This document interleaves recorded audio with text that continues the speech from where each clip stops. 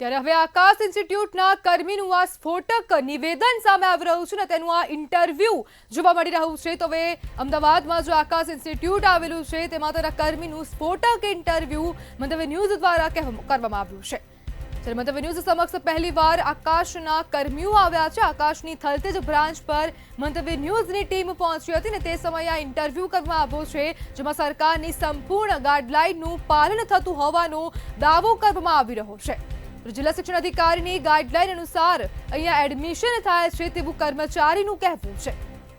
મંતવ્ય ન્યૂઝનું આ sting operation જેમાં અનેક વળાંકો આવી રહ્યા છે, જેમાં કોઈ જ વિદ્યાર્થીને ડમી તરીકે નથી ભણાવવામાં આવી રહ્યા તેવું કર્મચારી દ્વારા કહેવામાં આવ્યું.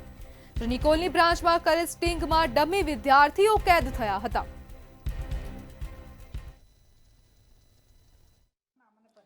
મારું નામ જુવલ દવે છે. હું અહીંયા સેન્ટર મેનેજર છું. પહેલાં તો કોચિંગની ગાઈડલાઈન શું હોય છે કે આવા આકાશ જેવા ઇન્સ્ટિટ્યૂટ ચાલતા હોય છે તેનો પરમિશન ક્યાંથી લેવાની હોય છે ને ગાઈડલાઈન શું હોય છે? મેમ, કોચિંગના જે ગવર્મેન્ટના જે નિયમ જે મુજબ હોય છે એ મુજબ આપણા ક્લાસીસના ટાઈમિંગ ને બધું હોય છે મેમ એની અંદર.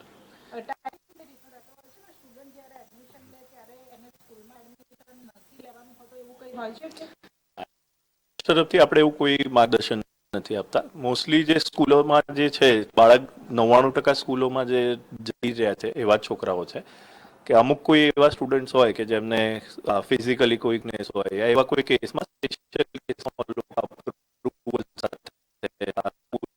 જોડેથી હોય છે.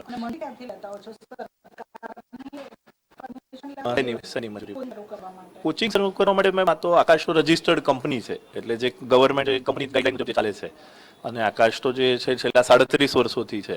તેની મંજૂરીનું તો મને ખ્યાલ નથી, પણ રજિસ્ટર્ડ કંપની છે આકાશ તો એમાં તો મંજૂરી છે જ ઓલરેડી. કારણ કે આપણે તો જીએસટી પે કરીએ છીએ, બધું બાકી રિસિપ્ટ ને બધું હોય છે એમાં. એટલે તમારી નિકોલવાળી બ્રાન્ચમાં જે ડમી સ્ટુડન્ટ ભણાવવામાં આવે છે તો ત્યાં કોઈ ગાઈડલાઈન અહીંયા જે ફોલો થાય છે ત્યાં નહીં પડે? નિકોલનું મને ખ્યાલ નથી, કારણ કે અહીંયા